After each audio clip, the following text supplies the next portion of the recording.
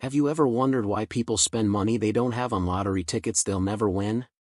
Have you ever thought about why millions follow influencers selling lifestyles that are completely fabricated?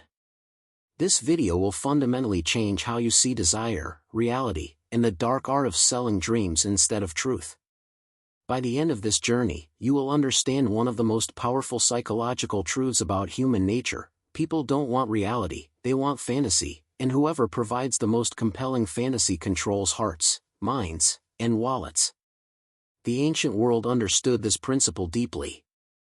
Kings didn't just rule through force. They ruled through spectacle, through myth, through the fantasy of divine right and eternal glory.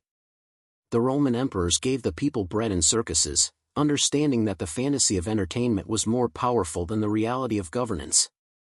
The Egyptian pharaohs built pyramids not for practical purposes but to create fantasies of immortality and godlike power. These weren't mistakes or primitive superstitions. They were sophisticated applications of a timeless truth: fantasy is more powerful than reality. This is Law 32 from the 48 Laws of Power, and it might be the most universally applicable principle you will ever encounter. Because unlike laws that require specific circumstances or personality types, this law works on everyone. Rich or poor, educated or ignorant, young or old, every human being craves fantasy. We need it. We're hardwired for it. And whoever understands this controls everything. Let me tell you a story that will illuminate the depths of what we're exploring today. In the 1920s, a man named Charles Ponzi arrived in America as a poor Italian immigrant. Within months, he had become fabulously wealthy. Within a year, he controlled millions of dollars. How? Not through legitimate business or brilliant innovation. Through understanding Law 32 better than almost anyone in history. He sold people a fantasy. Ponzi claimed he had discovered a way to make 40% returns in 90 days through international postal reply coupons. The scheme was nonsense. It could never work at scale. But that didn't matter. What mattered was the fantasy. People saw their neighbors getting rich.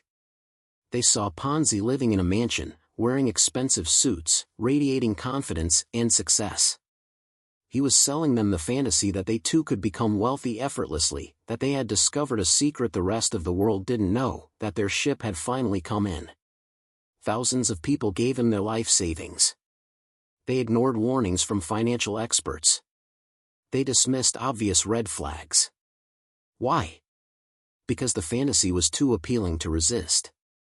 The reality that Ponzi was simply paying early investors with money from new investors, that the whole thing would inevitably collapse, that they were being conned, this reality was boring and painful. The fantasy of easy wealth was exciting and hopeful.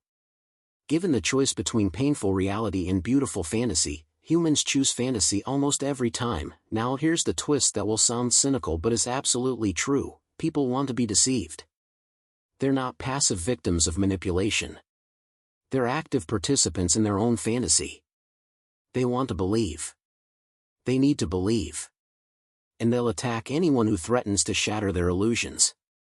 This is why whistleblowers are hated and con artists are beloved, at least until the fantasy collapses. This is why people defend obvious lies and reject uncomfortable truths. The fantasy serves a psychological need that reality cannot satisfy. Think about your own life. How much of what you pursue is reality versus fantasy? That luxury car you want, is it about transportation, or about the fantasy of status and success? That relationship you're chasing, is it about genuine connection, or about the fantasy of completing yourself through another person? That career you're pursuing, is it about the actual work, or about the fantasy of being respected and admired? Most human behavior is driven by fantasy, not reality.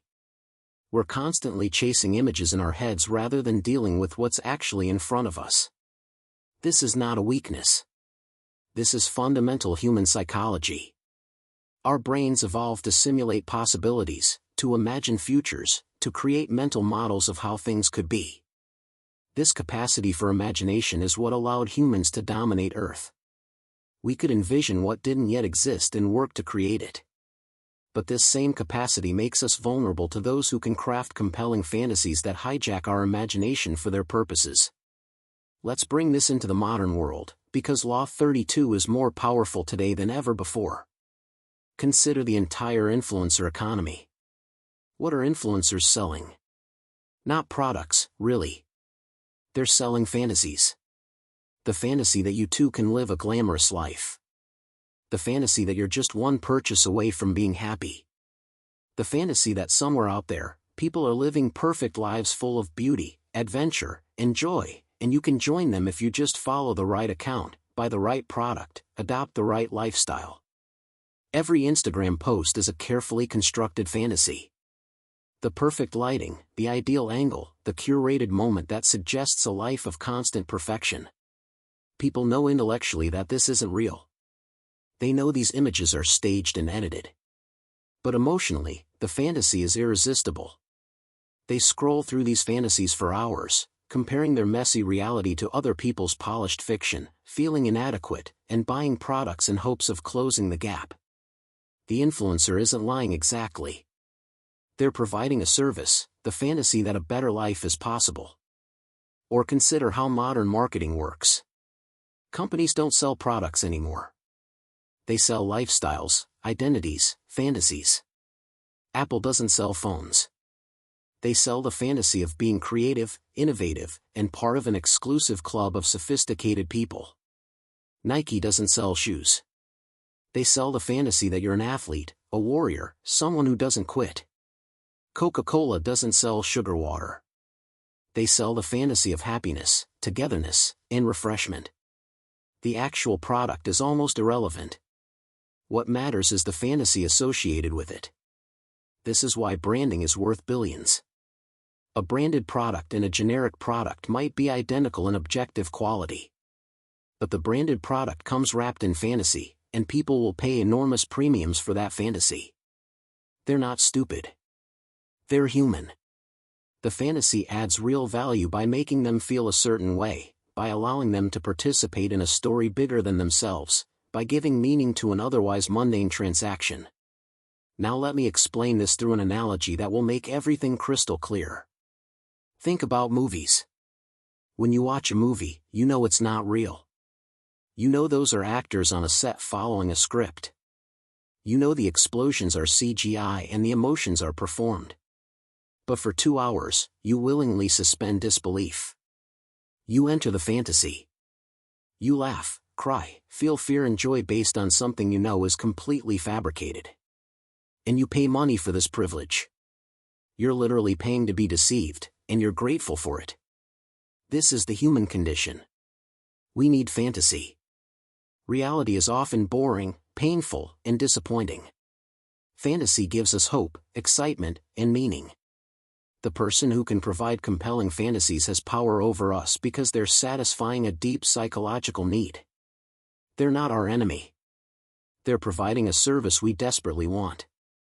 This is why the entertainment industry is worth hundreds of billions of dollars. This is why people spend more on fantasy, games, movies, novels, shows, than on many necessities. Here's where we need to understand the psychological mechanism that makes this work. Humans have something called the pleasure gap. This is the space between where we are and where we want to be. That gap creates tension, discomfort, dissatisfaction. We're constantly trying to close this gap. But here's the key insight: fantasy closes the pleasure gap faster than reality. Imagining success feels better in the moment than doing the hard work to achieve success. Fantasizing about the perfect relationship feels better than dealing with the compromises of real relationships. Daydreaming about being wealthy feels better than the slow grind of actually building wealth. The masters of Law 32 understand this and exploit it ruthlessly. They don't help you close the pleasure gap through real achievement. They help you close it through fantasy, which is much easier and faster. The motivational speaker sells you the fantasy that you can achieve anything if you just believe hard enough. The multi-level marketing scheme sells you the fantasy that you're a business owner building an empire. The political candidate sells you the fantasy that they alone can fix everything wrong with the world. Reality is hard, slow, and uncertain. Fantasy is easy, immediate, and satisfying. Let's examine a historical example that perfectly illustrates this principle in all its dark sophistication. In the 17th century, the Dutch experienced what's now called tulip mania. At the peak, a single tulip bulb could sell for more than a skilled craftsman's annual wages. Some bulbs sold for more than houses. This seems insane. They were flowers. They had no practical value beyond looking pretty for a few weeks. But people weren't buying tulips. They were buying the fantasy of wealth, status, and participating in something revolutionary. The fantasy was that tulips were the future, that their value would keep rising forever, that getting in early meant guaranteed wealth. People mortgaged their homes to buy tulip bulbs. They quit their jobs to trade tulips full-time. They ignored all the obvious signs of a bubble because the fantasy was too compelling. When the bubble inevitably burst, fortunes were destroyed overnight. But notice, the people who profited most weren't the ones who believed the fantasy. They were the ones who created and sold the fantasy while staying grounded in reality themselves. This pattern repeats throughout history. Every financial bubble is the same story. The South Sea bubble, the dot-com bubble, the housing bubble, cryptocurrency mania, all of them based on fantasies that people desperately wanted to believe. The fantasy of easy wealth, of getting in early on the next big thing, of finally achieving financial freedom. The reality that most people will lose money, that bubbles always burst, that there's no such thing as a free lunch, this reality is too painful to accept when the fantasy is so appealing. Now let's fast forward to the modern corporate world, because this same principle operates in every boardroom on Earth. Consider how companies raise capital. When a startup pitches to investors, they're not really presenting their current reality. Most startups lose money and have uncertain prospects.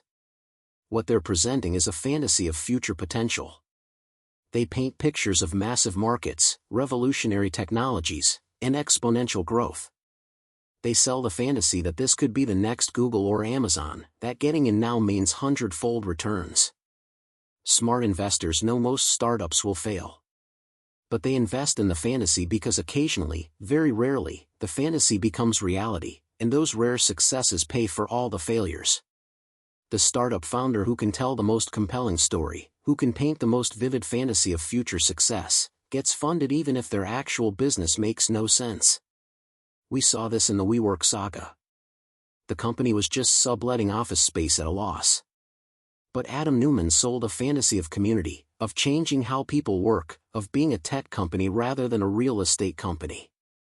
That fantasy was worth $47 billion at its peak, even though the reality never justified even a fraction of that valuation. Or look at Tesla and Elon Musk. Tesla has never consistently made profits like traditional car companies. But its market value has at times exceeded all other car companies combined. Why? Because Musk is selling a fantasy. The fantasy of a sustainable future, of Mars colonies, of revolutionary technology. He's not just selling cars. He's selling participation in a grand vision. People who buy Tesla stock aren't really investing in a car company. They're investing in the fantasy that Elon Musk will save humanity and make them wealthy in the process. Reality is irrelevant when the fantasy is sufficiently compelling. This brings us to one of the most important aspects of Law 32, the fantasy must be somewhat believable. It can't be completely absurd. The art is in making the fantasy just plausible enough that people can convince themselves it might be real. If I told you I can make you a billionaire overnight through magic, you wouldn't believe me. But if I tell you I have a revolutionary investment strategy that's produced consistent returns, that I'm only sharing with a select group, that requires urgent action before the opportunity disappears, now the fantasy has just enough plausibility that you might bite. The most effective fantasies are anchored in just enough reality to seem possible. Ponzi pointed to real financial mechanisms like international postal coupons. Multi-level marketing schemes point to real business principles like entrepreneurship and networking. Cryptocurrency promoters point to real technological innovations like blockchain. The fantasy is built on a foundation of reality, which makes it harder to dismiss. The lie is wrapped in truth, making the whole thing irresistible. Let me share another example from the world of politics, because politicians are perhaps the greatest masters of Law 32. Every election is a competition in fantasy creation. Politicians don't win by presenting realistic, nuanced assessments of complex problems. They win by selling compelling fantasies. The fantasy that they alone understand your struggles. The fantasy that simple solutions exist to complicated problems. The fantasy that voting for them will transform your life. Consider Barack Obama's 2008 campaign. Yes, we can hope and change. These weren't policy proposals. They were fantasies. The fantasy that America could overcome its divisions, that a new kind of politics was possible, that one man could transform a nation. People cried at his rallies. They fainted. They projected all their hopes and dreams onto him. The reality that he would face a hostile Congress, that change is slow and difficult, that one person can't transform a system, this reality was irrelevant. The fantasy was what mattered. Or look at Donald Trump's 2016 campaign. Make America great again. Drain the swamp. Build the wall. Again, these were fantasies. The fantasy of returning to an idealized past, of overthrowing corrupt elites, of simple solutions to complex problems like immigration. His supporters didn't care about policy details or fact checks. They were buying into a fantasy of American renewal, of being part of a movement, of finally having a champion who understood them. The fantasy was the product, and it was compelling enough to win the presidency. This isn't partisan commentary. Both sides do it. All politicians do it. They have to, because people don't vote based on reality. They vote based on fantasy. The politician who says problems are complex, solutions are difficult, progress is slow, and I'll do my modest best will lose to the one who says I alone can fix it, immediately, and make everything better. The fantasy wins every time. Now let's talk about how this law operates in personal relationships, because it's not just about business and politics. Every romantic relationship begins with fantasy. When you first meet someone, you're not seeing them as they really are. You're seeing a fantasy version constructed partly by them and partly by your own imagination. They present their best self. You fill in the gaps with your hopes and projections. You're falling in love with a fantasy, and they're falling in love with your fantasy version too. This is why the beginning of relationships feels magical. You're both living in a shared fantasy. You ignore red flags.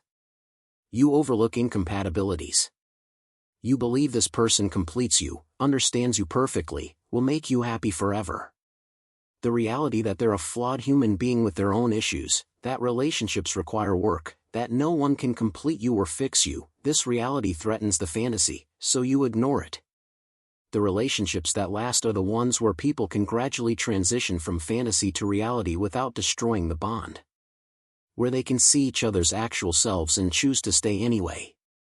But many relationships end when the fantasy inevitably collides with reality and people discover they don't actually like the real person beneath the fantasy. They blame the other person for not living up to their fantasy, never realizing the fantasy was their own creation. Skilled manipulators in relationships understand this and exploit it. They maintain the fantasy indefinitely by never fully revealing themselves. They stay slightly mysterious, slightly perfect, always performing. They give you just enough reality to keep you hooked but never so much that the fantasy shatters. They're selling you a fantasy of perfect love, and as long as you keep buying, they keep selling. When you finally demand reality, they move on to someone else who's still willing to buy the fantasy. This brings us to the dark side of Law 32, addiction. Because fantasy is fundamentally addictive. The pleasure of fantasy is immediate and intense, while the rewards of reality are delayed and uncertain. This creates a pattern where people chase fantasies compulsively, always looking for the next hit of hope and excitement. This is the mechanism behind gambling addiction, shopping addiction, social media addiction, and many forms of substance addiction. They're all ways of choosing fantasy over reality. Casinos understand this perfectly. They create elaborate fantasies through their design, their lighting, their sounds. They sell you the fantasy that you're sophisticated, lucky, about to hit it big. The reality that the odds are rigged against you, that you're statistically certain to lose money over time, that you're being systematically exploited, this reality is carefully hidden. The fantasy is front and center, The woman who won $1 million on slots, the high roller lifestyle, the excitement of possibility. People bankrupting themselves in casinos aren't stupid. They're human beings choosing compelling fantasy over painful reality. Or consider how social media platforms use fantasy to keep you engaged. Every time you post, you're creating a fantasy version of your life for others to consume. And you get immediate feedback through likes and comments that validates your fantasy. Meanwhile, you're consuming other people's fantasies, which makes you feel inadequate, which makes you want to post your own fantasy to feel better, which makes others feel inadequate, in an endless cycle of fantasy creation and consumption. The platforms profit from your addiction to fantasy while contributing nothing of real value to your life. Let's examine this through the lens of evolution and psychology, because understanding why fantasy is so powerful helps you either use it or defend against it. Humans evolved to plan for the future, to imagine possibilities, to tell stories that coordinate group behavior. This capacity for imagination is what built civilization. But it comes with a cost. We can imagine things that don't exist and may never exist. We can prefer imaginary futures to actual present realities. We can live our entire lives in fantasy, never fully engaging with what's real. This vulnerability is built into our hardware. We can't just turn it off. Everyone fantasizes.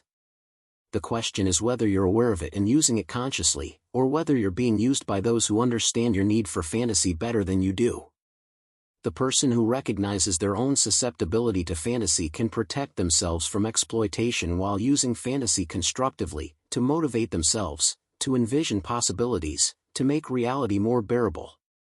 The person who denies their need for fantasy becomes an easy mark for anyone selling dreams. Now we need to address the moral dimension of this law, because selling fantasy sounds like lying, and lying is supposed to be wrong. But here's the uncomfortable truth: sometimes fantasy serves people better than reality. Sometimes what people need is not harsh truth but beautiful lies. The dying person doesn't need to hear that death is the end and life was meaningless. They need the fantasy of an afterlife, of having mattered, of seeing loved ones again. The fantasy brings comfort that truth cannot provide. The placebo effect proves this scientifically. If you believe a sugar pill will heal you, it sometimes does, even though there's no active ingredient. The fantasy of healing creates actual healing. The mind is powerful enough that believing in fantasy can create real results. So is it wrong to provide fantasy if the fantasy genuinely helps people? Is the doctor who prescribes a placebo knowing it's fake but that it will help the patient acting immorally? These aren't easy questions.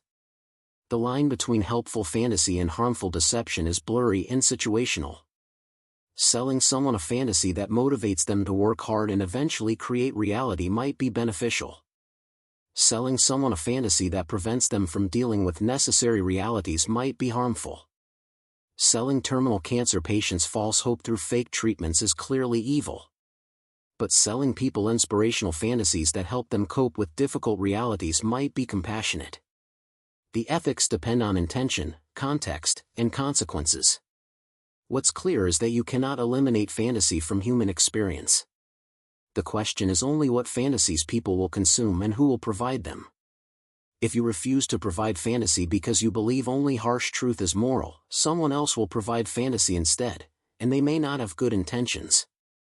Sometimes the moral thing is to provide positive, constructive fantasies that make reality more bearable while still allowing people to function in the real world. Let me tell you about a historical figure who understood this better than almost anyone: Walt Disney. He built an empire on fantasy. His theme parks are carefully constructed fantasy worlds where everything is clean, safe, happy, and magical. They're the opposite of reality. And people pay hundreds of dollars per day to escape into these fantasies. They stand in line for hours in the heat to experience a 3-minute ride. They spend fortunes on mouse ears and princess dresses. And they're grateful for it. Disney understood that people desperately need escape from reality. They need spaces where problems don't exist, where good always triumphs over evil, where magic is real and dreams come true. He provided that fantasy so effectively that Disney became one of the most valuable entertainment companies in history. He wasn't exploiting people. He was serving a genuine need. Yes, it's commercial. Yes, he profited enormously. But the value exchange was real. People paid for fantasy and received fantasy that genuinely made them happier.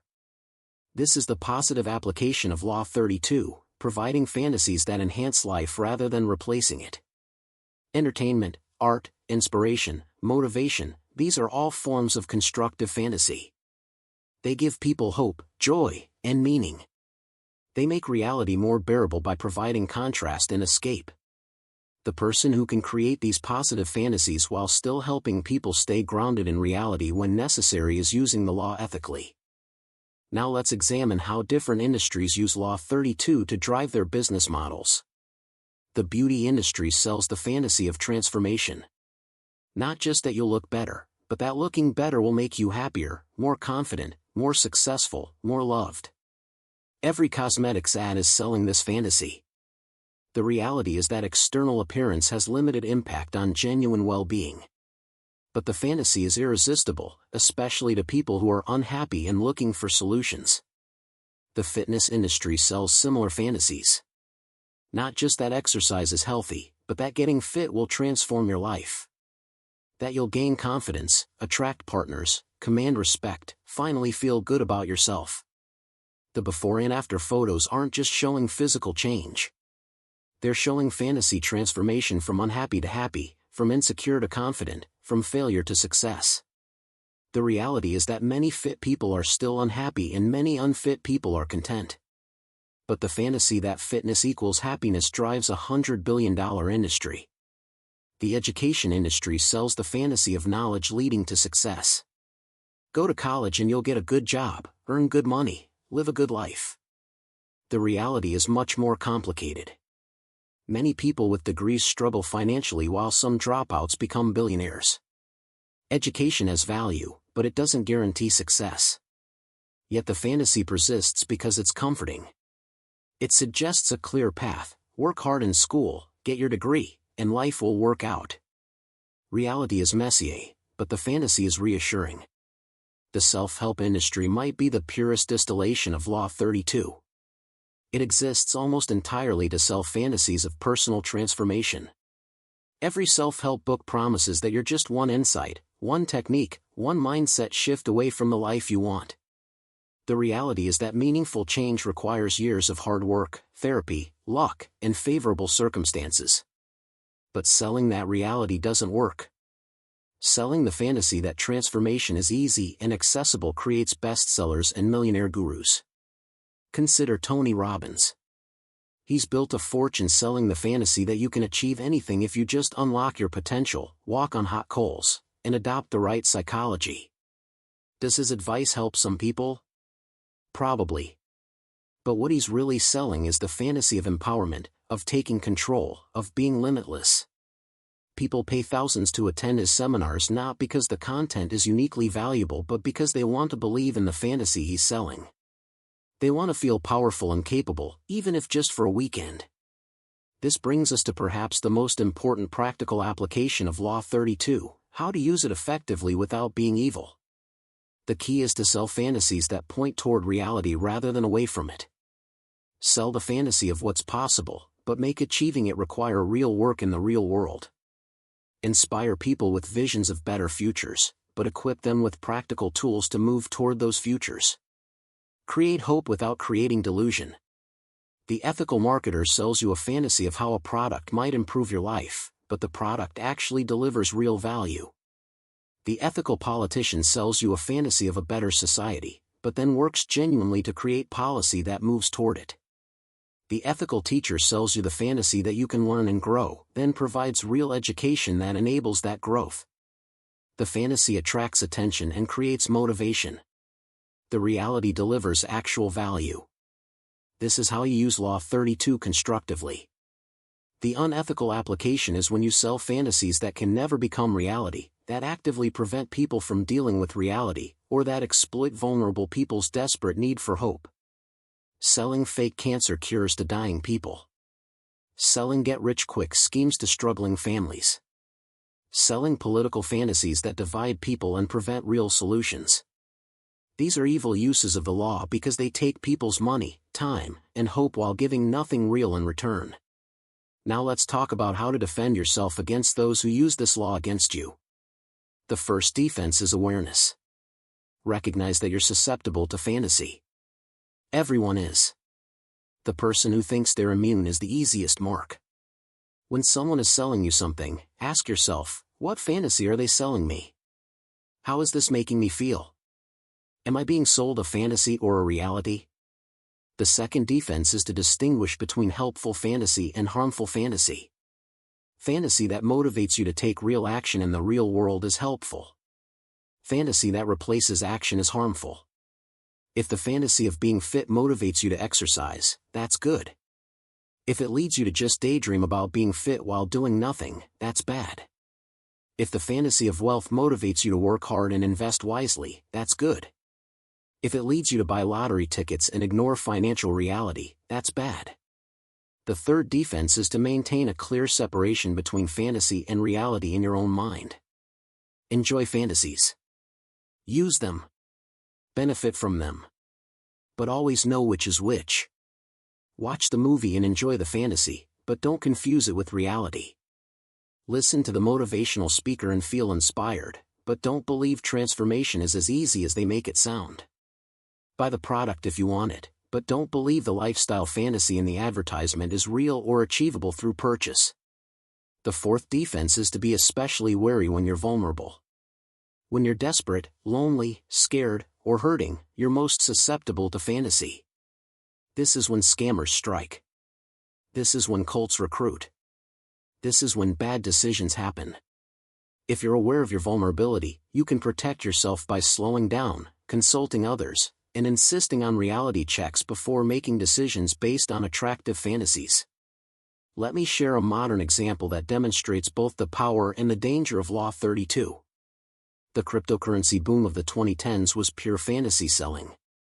The fantasy was that blockchain technology would revolutionize everything, that getting in early on the right cryptocurrency would make you wealthy, that you were participating in the future of money. Some people made fortunes. Most people lost money. But what drove the whole thing wasn't the technology or the reality. It was the fantasy. People bought cryptocurrencies they didn't understand because they were buying into a fantasy. The fantasy of being early adopters, of being tech-savvy, of getting rich quick, of overthrowing traditional finance.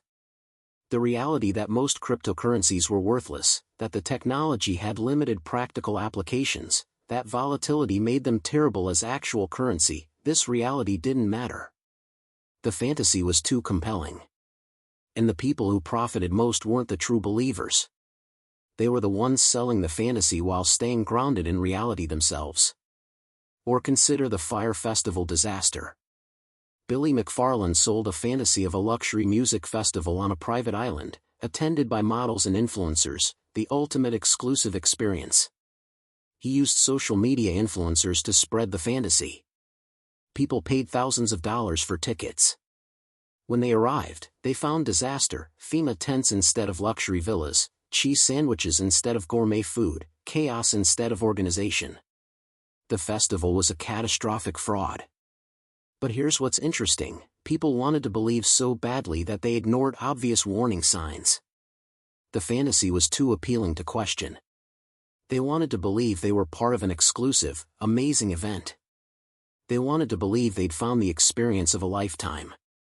The fantasy blinded them to reality until reality became unavoidable. McFarlane went to prison, but he succeeded in one thing: he perfectly understood and exploited people's need for fantasy. Let's examine another dimension of this law: how fantasy operates in professional contexts. Consider the consulting industry.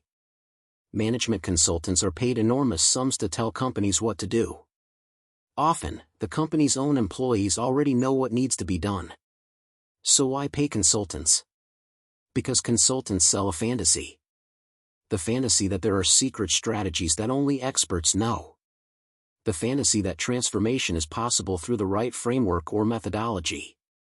The fantasy that an outside perspective has magical insight. The consultant arrives with impressive credentials, sophisticated frameworks, and confidence. They conduct interviews, analyze data, and present findings in impressive slide decks. Often, their recommendations are common sense that internal staff already suggested. But coming from expensive consultants, wrapped in the fantasy of expertise and objectivity, the same ideas suddenly seem brilliant and worth implementing. The company isn't buying advice. They're buying the fantasy that they've found the secret to success. Or consider how academic credentials function as fantasy. A PhD doesn't necessarily make someone smarter or more knowledgeable than someone without one. But it sells the fantasy of expertise and authority. People with impressive credentials can say things that would be dismissed if said by others. The credential is a fantasy object that makes people believe what follows. Universities understand this, which is why they invest so heavily in prestige markers, old buildings, ivy-covered walls, impressive ceremonies. They're selling the fantasy of joining an elite club of educated people. The corporate world is filled with fantasy selling. Mission statements sell the fantasy that companies exist for noble purposes beyond profit. Corporate culture initiatives sell the fantasy that employees are family.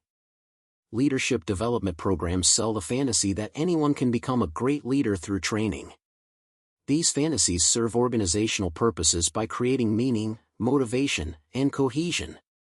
They're not necessarily lies.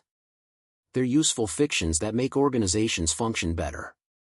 Let's talk about how fantasy operates in religious and spiritual contexts, because this is perhaps the oldest and most powerful application of Law 32. Every religion offers fantasies, of afterlife, of divine justice, of meaning and purpose, of being chosen or special. These fantasies meet profound psychological needs. They provide comfort in the face of death, hope in the face of suffering, meaning in the face of chaos. Are these fantasies true? That's not really the relevant question for most believers. What matters is that the fantasies serve vital functions. They make life bearable. They create moral frameworks. They build communities. They provide rituals that mark important life transitions. The person who dismisses religion as mere fantasy misses the point. The fantasy is the value. The fantasy does real work in people's lives that naked reality cannot do. Consider how modern spirituality operates. Practices like manifestation, law of attraction, vision boards, these are pure fantasy. There's no scientific evidence that thinking about what you want makes it materialize. But millions of people practice these techniques because the fantasy is empowering. It makes them feel in control. It focuses their attention. It creates hope. The fantasy that you can manifest your desires might actually help you achieve them, not through magical thinking, but through increased focus, motivation, and confidence. The fantasy becomes a self-fulfilling prophecy. Or look at how therapy and psychology use fantasy constructively. Cognitive behavioral therapy essentially helps people replace unhelpful fantasies with more helpful ones. If you're anxious, you're probably imagining worst-case scenarios that won't happen. Therapy helps you imagine more realistic scenarios. Both are fantasies, predictions about uncertain futures. But one fantasy creates suffering while the other reduces it. The therapist isn't eliminating fantasy. They're helping you choose better fantasies. This brings us to a crucial insight: we cannot live without fantasy. The question is never whether to use fantasy but which fantasies to use. The person who rejects all fantasy as lies doesn't become more realistic. They become depressed, because reality without meaning, hope, or possibility is unbearable. Humans need stories about where we came from, where we're going, and why it matters. These stories are fantasies. But they're necessary fantasies. The sophisticated approach is to use fantasy consciously and strategically. Choose fantasies that serve you. Use them to motivate, inspire, and guide yourself. But don't confuse them with reality. Hold them lightly. Be willing to update them when they stop serving you. And be aware when others are using fantasy to manipulate you. The person who masters this balance can harness the power of fantasy without becoming its victim. Let's examine one more critical application: how fantasy operates in crisis situations. When people face terrifying realities, war, pandemic, economic collapse, fantasy becomes even more important. In desperate times, people cling to fantasies of salvation, of simple solutions, of heroes who will fix everything. This makes them vulnerable to demagogues and charlatans who sell appealing fantasies regardless of reality. During COVID-19, we saw this play out in real time. Some people needed the fantasy that the virus wasn't real or wasn't dangerous because the reality was too frightening. Others needed the fantasy that following simple rules would definitely keep them safe.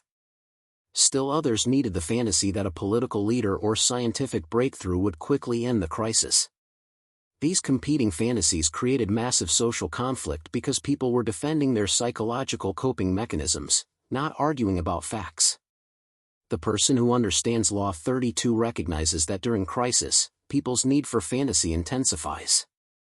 They become less rational and more emotional. They're looking for anything that makes them feel safer, more in control, more hopeful. Whoever provides the most compelling fantasy during crisis gains enormous power. This is why authoritarians thrive in chaos.